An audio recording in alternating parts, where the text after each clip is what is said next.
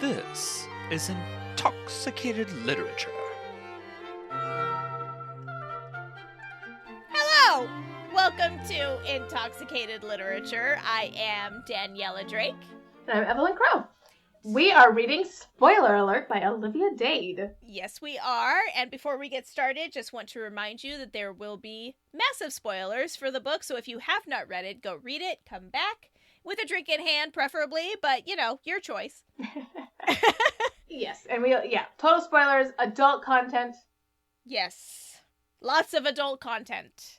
Over 18 and profanity. So if any of that is, not for you, displeasing. goodbye. Yeah. Goodbye. It's been nice seeing you. Yes. Okay. So we are reading this in conjunction. Is kind of like one of those, volcano Armageddon duos. Yes, exactly. Like we just read these at the same time because we thought it would be an interesting compare and contrast exercise in romance novels that involve the entertainment industry, because I work in it and we thought it would be funny if we saw. I thought it would be hilarious because it would drive her crazy. So the first one drove me more crazy than this one. I like driving her crazy. I'm an older sister, so that is true. Yes. Really? The other one drove you more crazy than this one? Well, I guess they weren't on set in this one a lot. Yes, this one was more, like, the first one was more, I had more technical issues, whereas this one was less about the entertainment industry as it was about, like, fan fiction and stuff, which I don't really know that much about. So I was able to just kind of coast along and enjoy it. This one, I will say, was definitely more, I don't want to be insulting when I say this, but it was definitely more, like, two-dimensional. Yeah, it's funny. It was more like surface level. That's what I mean. It's like surface level. It's actually really funny to me because the first one, Seeking Stars by Leonor Solis, I thought was much better at the character development and growth. Yeah. And I really liked the characters better. But Spoiler Alert, I thought was better with, like, plot. There was a lot more happening. Like, Seeking Stars was really just the two of them talking the entire book, and I got a little bit bored. And that's not to say that I didn't enjoy the book. I finished it, and I thought it was very good. But this one, I thought, handled the pacing better, I would say. But yeah, I liked them both, probably equally. I thought they were both very well written. I thought they were both very fun. This one, I really liked that April, the main protagonist, she is a geologist, which you don't see that often, and I thought that was really cool. Met one of the moms at the preschool my kids went to was a geologist, and I used to ask her questions all the fucking time about fucking rocks. It was so weird. One of our mom's best friends used to be a biologist before she moved away, and geologist, and I used to ask her all these questions. Like, I was just like, what about this? What's this rock? Like, she'd be like, okay. Rocks confuse the fuck out of me. I know! I love science, but I'm like a biologist. I can look at, like, animals and, like, even plants to a large degree and be like, I know what those are. But I could not look at granite and graphite and tell you the difference. I have no fucking idea the difference between those two.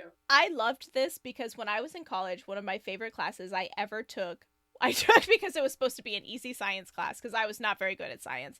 It was geology for second grade teachers. Okay. And it actually explained geology to me in a way that I understood, because apparently I understand science at a second grade level. You understand geology at a second grade level, not science. I loved that she was a geologist, and she was super, super smart and really thoughtful. And the whole thing about her character was seeing beneath the surface. And like, she sets that up so, so well right out the gate, right? Like, the first thing that we see of her is, like, testing samples from this, like, contaminated land outside of, I think, a refinery of some kind, right?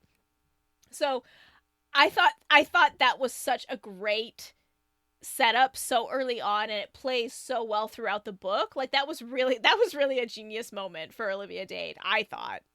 I mean, I agree. Like, she did that so well, especially because when you think about, like, Marcus, like, he has this kind of public role that he plays. And as someone in the industry, I can confirm, like, this is something that actors do. because that is the only way that you can protect any modicum of privacy, is to kind of put on this character. And just be acting all the time. Exactly. And that way you don't have to share all of yourself with everyone. And I get it. Like, I can only imagine how exhausting it must be. And it's, to a smaller degree, it's what people do when you go to work. Absolutely. Versus how you are at home. Absolutely. Or, it's no different. You go to a networking event and you put on a face, and that's because as an introvert especially, I kind of have to do that in order to get myself to be a little bit extroverted and meet people and network in that way. It is not easy for me at all. I really struggle with it, and it's not great because in my industry specifically, it's really important to make those connections because it's about who you know and not necessarily what you know that gets you your next job. Exactly.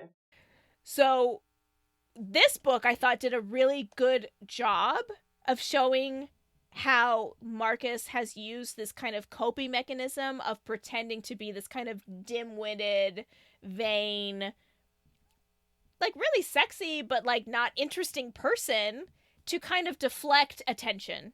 Yes. And I thought that was really insightful, and I thought it was really smart, and I really appreciated it, because I can imagine that there are probably, I can think of a few actors off the top of my head that probably do this, because I think Chris Evans might be one of them. I think so too. And he's actually well documented that he's got anxiety, and he doesn't like being in the limelight, so not wanting that attention and being able to deflect it by not being that interesting is something I could see happening, right? So that felt very realistic in this book. And I did feel a lot of sympathy for Marcus, because I felt like you start a relationship with someone, you ask someone out and they say yes, but you've built this kind of idea of who you are, and then you're not that at all. And then that person starts to see who you really are, and they're like, oh, this is false advertising. This is not what I thought I was going to get, right? Yeah. And so he's hurt because they don't like who he actually is, but at the same time, he's been pretending to be this other person, so whose fault? There's no fault, really. There's no fault. Yeah. Yeah. Well, and this book in particular is dealing with the social expectations of appearances. Absolutely. And how that affects people. Yes. And that is extremely... This was actually, when I read this, God, it was years ago. So many years ago. And I actually think I was fat when I read this book. Years ago. Or not... I'm sorry, it's not funny, but just hearing you say, back when I was fat. I was! I know. People don't say fat very often. I know. That is one of the things that I actually really liked about this book, is she was calling herself fat in multiple times, and she was like, I'm not saying that to be derogatory. I'm using that as a descriptor. That is what I am. I'm not offended by it. I do try to avoid the word plus size, because people try to use it to be, polite, and you're just And I think it's misleading, because our idea of what plus size is doesn't necessarily mean fat. It means normal. And people use fat to be derogatory, but you're just I'm just fat. Yeah. That's just what I am. It's not a bad thing to be fat. Right. Yeah. So, and I was fat, and that was fine. I was fine with being fat at the time. I was not saying that was a bad thing. Right. But having been fat, I can understand her inner monologue in this book extremely well. There is trigger warning for anyone reading this, because there are definite moments, and I think that this book should probably come with a couple trigger warnings regarding eating and food and diet talk a little bit. It's not extreme. It's very mild. Because she's not on diet, she's not trying to lose weight, but just the societal aspects of it. Well, and a lot of it is her remembering people having that expectation and trying to force that expectation onto her. It's not, I would say it's more mild to medium. Yeah. And it's more of her internal expectations of it, which are totally normal if you are fat, especially. Absolutely. And every time she was out to eat somewhere and anyone said anything about food, she would immediately put a negative spin on it. Yeah. Which is completely a normal thing to do for a fat person. Yeah, for sure.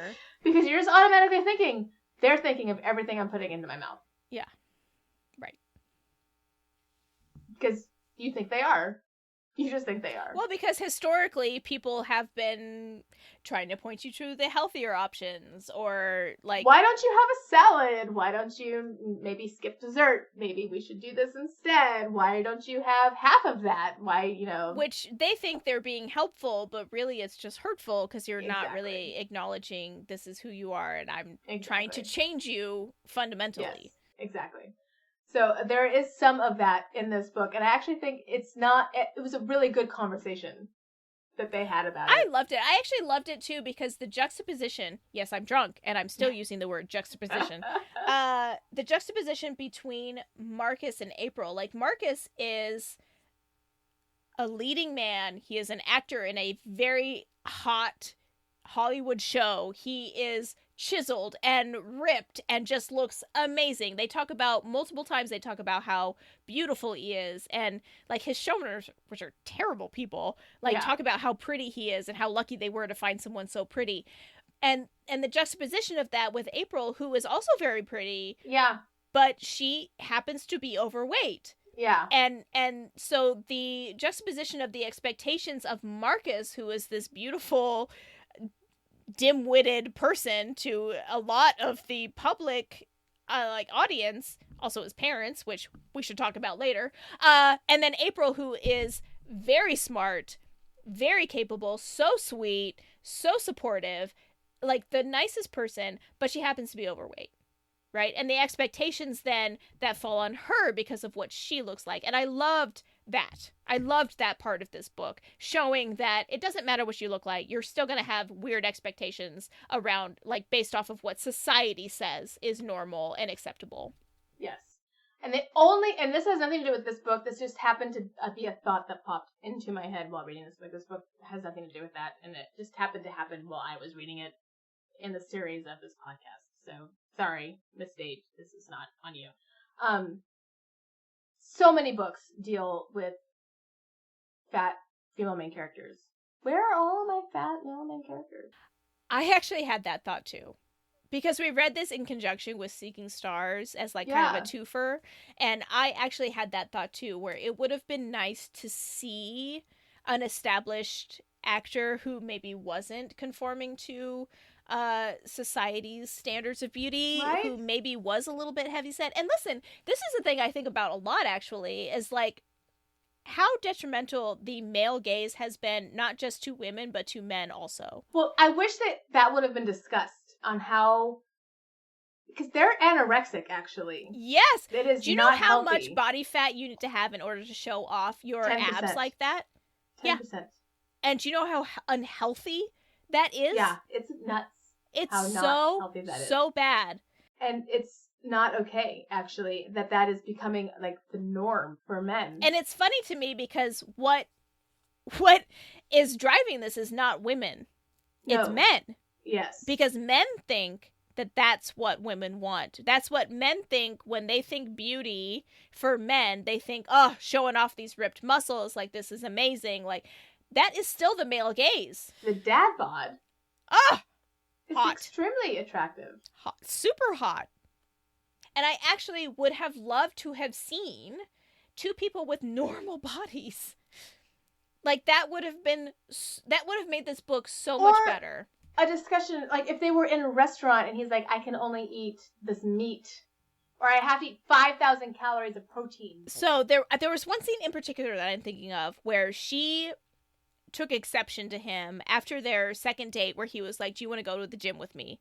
And she flipped out because she assumed that he was trying to change her or make her work out or whatever. But he just had to go to the gym. Right. But after that, when she realized that he didn't mean anything by it, he really was just trying to include her in something that he does on the daily, right? Right. This is just part of his routine. And so she realizes, oh, I overreacted because of my own issues. Yes, let's go on a third date. And they go out and they go back to her place. And he says, listen, we had 15 donuts today. I'm not going to eat anything else because I have to be back at work on Monday and I have to be looking like this. Yep. And if I don't look like this, I'm not going to get the part that I auditioned for. So I'm not going to eat anymore. But if you want to eat something, you should. Absolutely, I'm not going to stop you. I wish you would. Like this, just because I have to watch what I'm eating doesn't mean that you do. And I actually really liked that moment for a lot of reasons, but mostly because he was making a point to say, I'm acknowledging that I'm on a diet, but that doesn't mean that you are, and I don't expect you to be. Yes. And that was such a healthier look on things where it's like, just because I'm doing this thing doesn't mean you have to do this thing. Absolutely. Absolutely. This book, I think, was definitely touching on that more, like, because society sees just that superficial, this is what people see aspect of it. Right. Like with Seeking Stars, it delves much more into the character aspect of it. Yeah. And this book is much more, what are people looking at? Well, I also thought it was interesting because the description of Anna in Seeking Stars, like, she never actually explicitly says the word fat. She doesn't. In the entire book, she never actually says fat. And her manager, Diana, does say at one point very carefully, you would be considered plus size. So I'm not saying that she is super skinny and like the traditional like you know, skin and bones that we tend to think of like models, right? Yeah. Where they have no fat on them at all. Like obviously she is thicker, she's got the thick thighs, like we can all relate, right? So, but in this book, in spoiler alert, like she very clearly says the word fat multiple times. She is very clearly making a point of saying, this is not a plus size woman, quote unquote, the way that you think of a plus size woman. This is a fat woman. Mm-hmm. And I actually really appreciated that because it was like, I want to make it clear. This is not, there's no room for miscommunication here. I'm not calling her curvy. I'm not calling her. I wish more authors would do that, honest to God. I agree. I thought it was refreshing. Oh God, I'm so tired of the wishy-washy language that's in these books because it's like, okay, are they curvy? Are they not curvy? Are they plus size? Well, that's the thing. Like, I technically have an hourglass figure, but I wouldn't consider myself plus size. You are nowhere near plus size. I'm not plus size. Right. And so, like, for me, when I hear a descriptor that says curvy, I think me. Right. Because that's, like, I live in this body, and so that's what I associate with curvy, right? Right. But I understand, like, but also when someone says plus size, I think bigger than me. I mean, because curvy can also, but, like, there's Kat Denning, who is amazing. Right. Oh, I fucking love her. Beautiful, beautiful figure. Curvy as fuck. But also could be, if she's a size 16, plus size. Because she's not stick thin. Exactly. And so if someone says plus size, that's kind of where my mind goes. Mm-hmm. If someone says fat, I think fat. Yeah. And I wish that that happened more. Absolutely. Like, there's no reason not to. And there are books that do have plus size men in them. And we should read some. I can put them on the list. Yeah. And we'll read them. Because I've read them. And Rebecca Witherspoon, if you want to start reading her, she's I do. fabulous. I actually have a few on her, on my TBR by her, actually, because I love her, just as a person. There are some that do exist with plus size guy, but they are so few and far between. And it's actually why and I'm going to plug myself here, but it's why I wrote one into my last book, because I was just like, come on. There has to be a guy who is both more submissive in bed, but also masculine and plus size.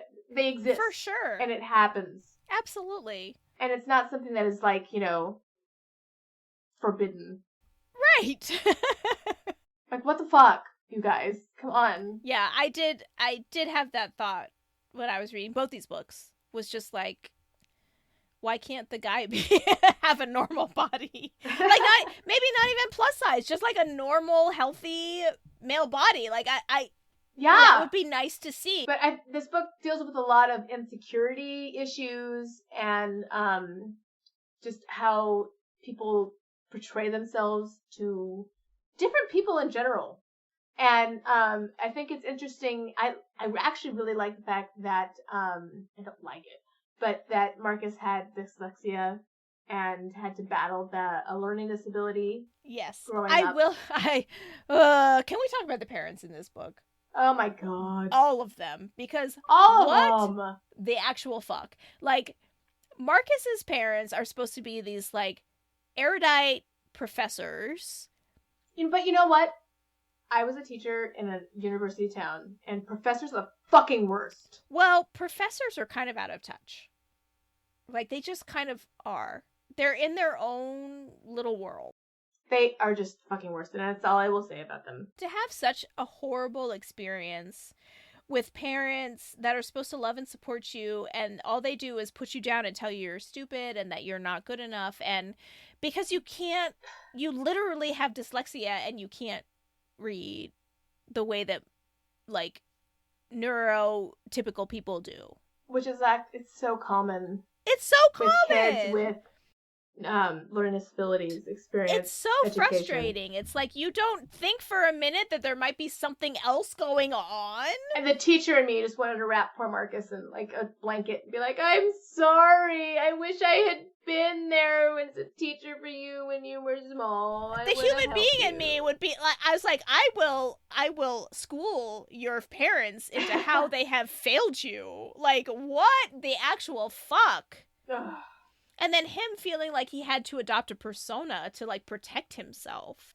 There's so much wrong in that scenario that I was so mad. I was so mad. And then April's parents, just as bad in their own way. Like, her dad obviously is just a superficial asshole. Like, I'm dismissing him entirely because he is unredeemable. But her mom, the thing is about her mom is that she obviously does love her. And she obviously is trying to protect her and help her. But by trying to help her and protect her, she actually is doing more damage. Yes. Because she's reinforcing this idea that you aren't right. Right. There's something wrong with you. Yep. And every time she says, hey, there's this really low-calorie thing on this menu, it's just reinforcing that idea that there's something wrong with her. And she's not thinking that. She's thinking, I am trying to get your dad to love you. And there's so much wrong there. Oh my god. It was so upsetting. I was so pissed off for the whole thing. Oh my god. And then she takes Marcus in there unsuspecting, and he's thinking, I'm gonna, like, take her father's attention so she doesn't have to deal with him and be her, like, white knight or whatever, and does the complete opposite of what she wants. Which is to prove that he's with her to be with her and, like, support her and be there for her. And he just kind of abandons her. Yeah. And she's so mad. But even she, when she's telling him about it, she's like, I did not prepare you. I didn't tell you what I needed. Like, that was on me. Yeah. But also, you just left me hanging out there to dry, my dude.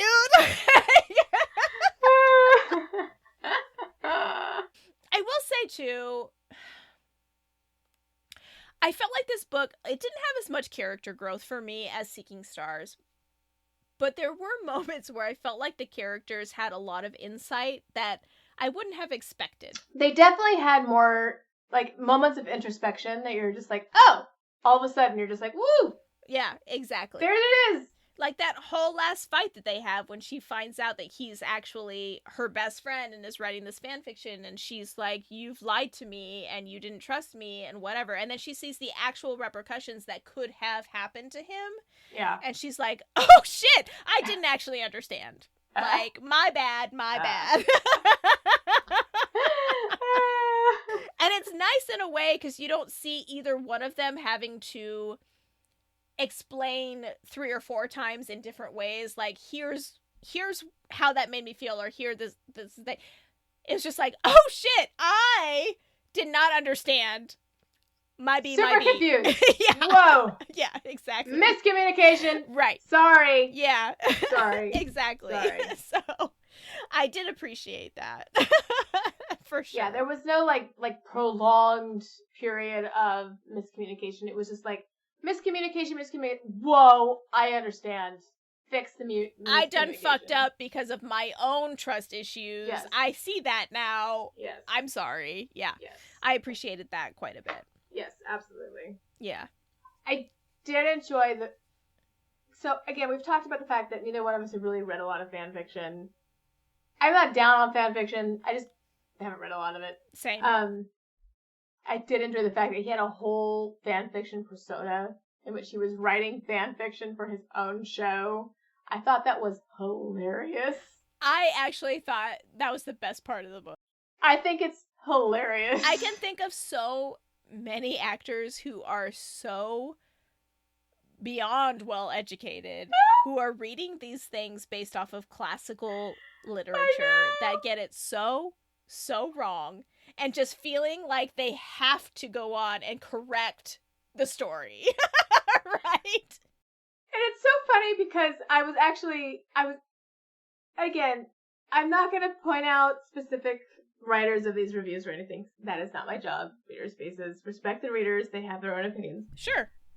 But they were really down on the fact that Marcus was writing fan fiction for his own show and that it was unprofessional. And like, he's writing under a pseudonym. Well, this is no the one thing. knows it was him. Fan fiction would be the only way that he would have that outlet. Yeah. Because these contracts that they sign, the NDAs, like having signed NDAs myself, like they are insane. They are insane. And they can sue you for the slightest breach. Like, you could just be in a cafe and say an offhand comment about not being happy with the way the last season went. And that's it. And they could sue you. Yeah. Like it's so crazy. So I think that's hilarious. Because this would be the only way. Like, let's say that you were an actor and your major was in classical literature.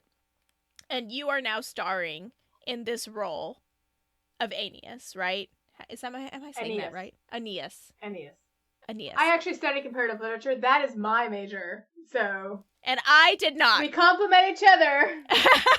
But I'm just saying, like, he understands the source material in a way that a lot of actors would not, right?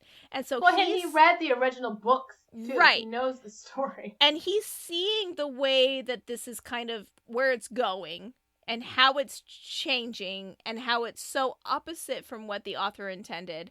And there would be no way for him to combat that in any way, shape, or form. Because if you said anything derogatory in any interview, you would be sued. So, and I gotta say, after meeting those showrunners of his, they are litigious as fuck and terrible people. So, yeah. I don't blame him at all for turning to fan fiction. Of course he would. Like, there's no alternative. What is he supposed to do? I mean, he's got a pseudonym. No one knows who he is. He's just out there writing fan fiction. I'm like, why not, man? Go for it, my dude. Write the fan fiction. I actually think that's the better recourse than his best friend Alex, who, like, has these moments of just insanity where he ruins his career. And this is not the first time that he's done something like this. I read his book, actually. Oh, really? I did. Was it good? It was good. I can imagine. He was an interesting character. Yeah, it was good. He has ADD, which is why he does the impulsiveness. Oh, interesting. Yeah. Okay. I loved the conversation around him and his handler, Lauren. Yes. And I loved that Marcus described her as round and cute like a little bird. That was one of the funniest descriptions I have ever seen in my entire life. I laughed for a good 5 minutes straight because I can picture exactly what he was talking about. The nickname that the main character has in that book is, he calls her Ren. Because that's... That is exactly what I was picturing. It was perfect. Her whole outlook the whole time is like, oh... Why am I here? I don't even... Oh my god.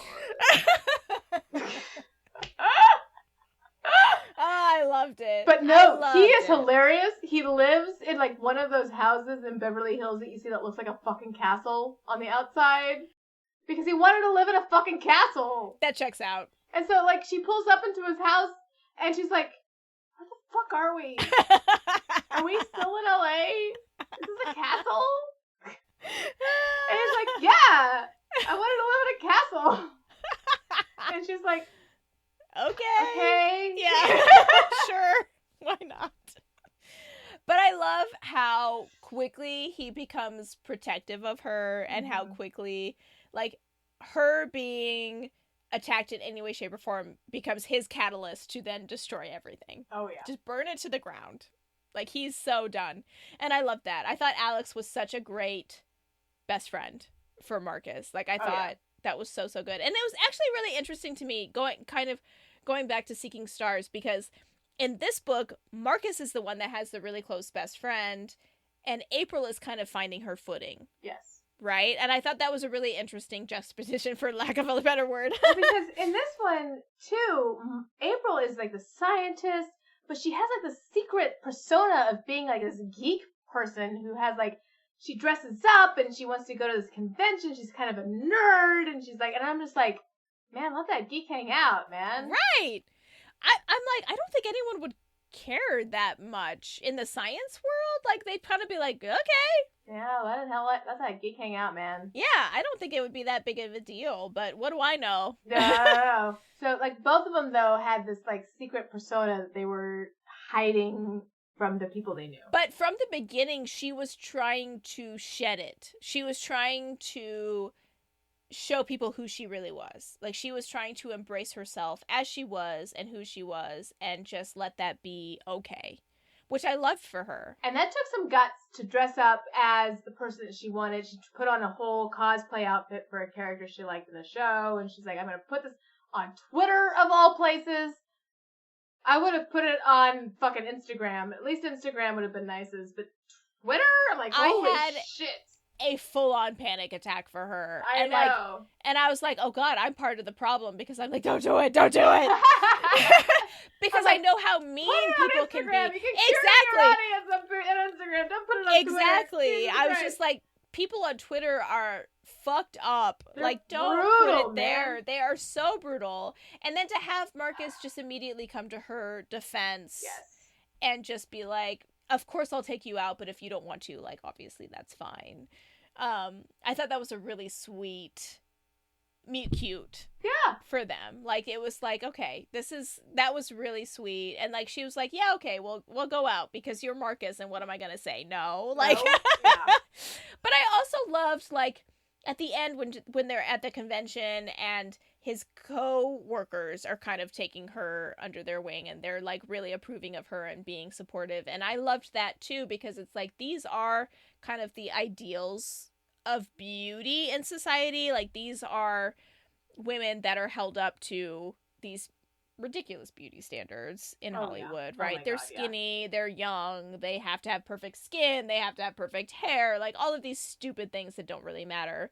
But because they are on screen, they obviously work for these ideals, and to have them kind of be like accepting of her and propping her up and being like, yes, we see you, like, we love you, like, absolutely, like that. I thought that was really, really sweet, and it warmed my heart quite a bit to see that. Yeah, absolutely. And that Summer texted him and was like, you need to get in here so that he could be in there for the Q&A. I thought was great.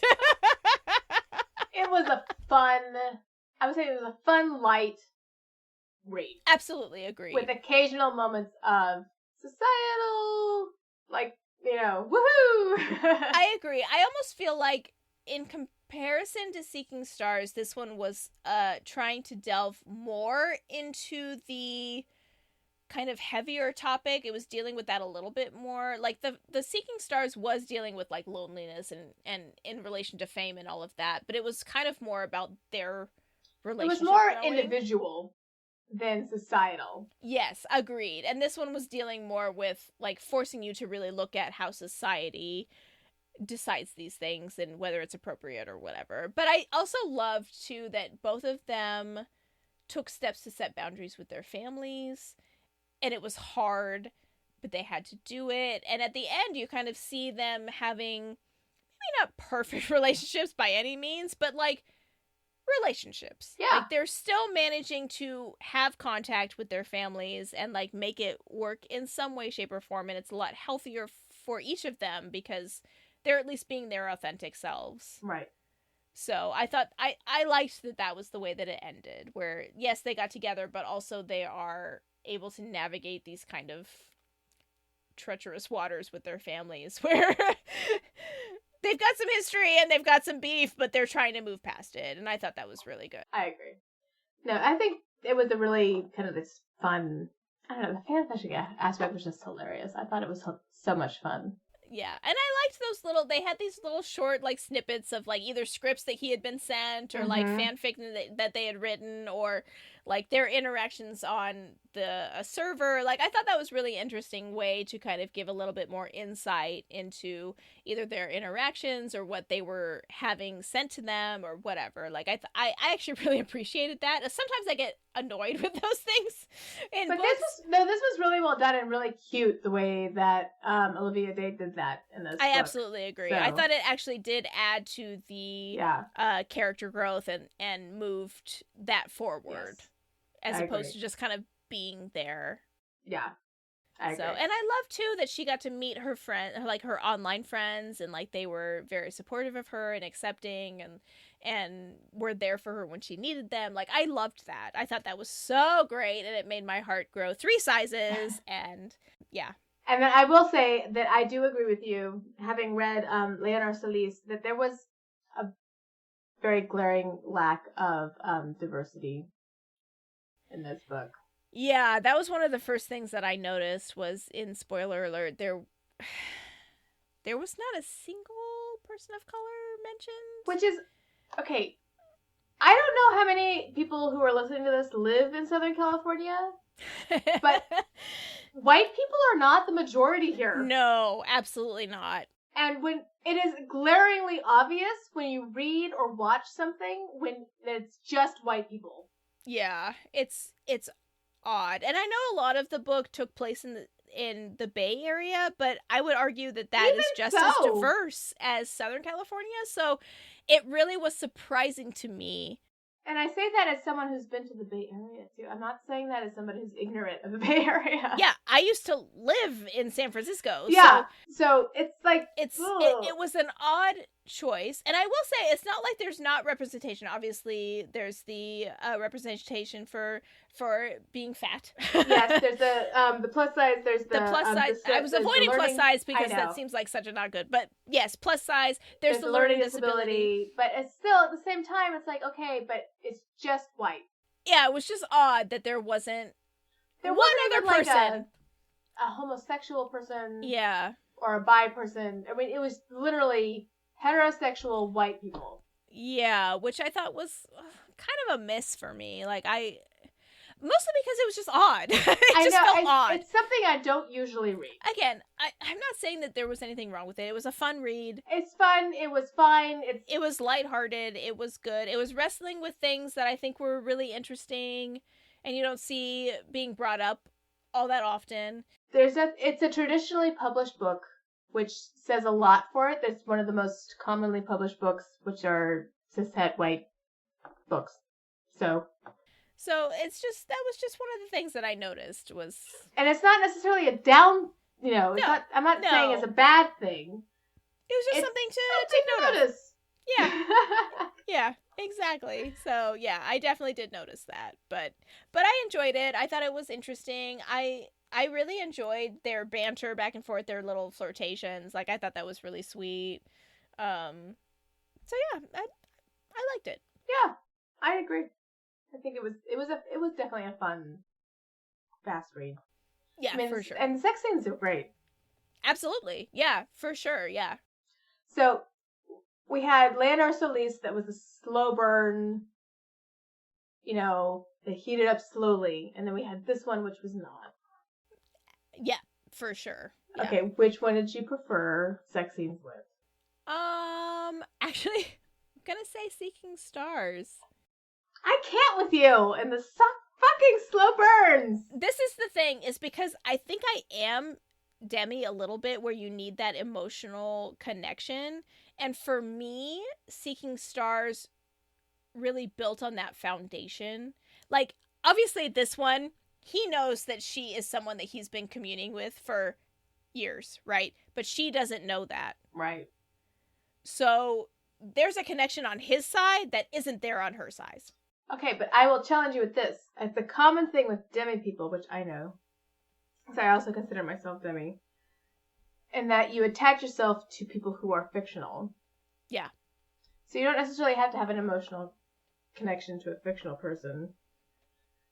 And you can feel everything they're feeling in a fictional, imaginary thing. Okay. So you don't necessarily have to have an emotional connection with them while you're reading or seeing or observing or whatever. Ace is weird. Yeah. Ace is a weird designation. It is. And you could actually, a lot of ace people have like whole fantasies with like famous people, because they know they'll never see them ever. Right. So it's safe. Yeah. Right? I get that. Yeah. So it's kind of the same principle with romance novels. You will never see them ever in real life. So it doesn't matter if it's a slow burn. Right. It's just kind of like porn. Okay, so I guess for me, I liked that Liam had a beard. Okay. And I like a beard. That Fair. is very sexy. Fair. And Marcus is clean shaven the entire time. Yeah. Fair. So I think that is partly why I liked Seeking Stars better. Fair. But listen, I'm not saying that the scenes were not hot. Like, there were plenty of spicy scenes that I was like, oh, damn. Fair. Yeah. So you would prefer, spoiler alert then. I mean, obviously, because it's not a slow burn. Don't think I prefer one over the other, because they were both different. I just meant for spice level. Spice or level? Like yes. the spicy scenes. I'm not a fan of the slow burn. Yeah. I definitely like a little bit more spice. So yes, I would take spoiler alert for spice. See, but I like those longing glances and like a stolen kiss here or there, like a touch on the back that means more than you think. Once they start doing it, then it's over. It's like literally it's 80% and then the book ends, and you're just like, but I would like to have more scenes with the sex. See, I don't really need the sex scenes. I like the build up, and then they finally do it, and you're like, oh, that was so satisfying. And then it's over. No, more sex, please. This is why we are very different people. Oh, man. All right, I think we're done. Yeah, I think we're done. So next time, my pick, we're going to read Assyria and the Amaru by Natalia Hernandez. This is a Latin cozy fantasy based on Peruvian mythology. I have not read it yet. I have not read this but it's been on my TBR since before it came out in October, so it's been months. And I just feel like this is a great excuse to move it up to the top. You are the worst. I wish that you could see how many books I have on hold at the library. Yeah, so this will be interesting because neither one of us has read it, so it'll be a nice adventure for both of us. It is also on my TBR, so it is good. Yeah. So I can't wait. Yeah. This has been Intoxicated Literature. I am Daniella Dade. I'm Evelyne Crow. Thank you for joining us for this episode of Intoxicated Literature. Drink well, friends.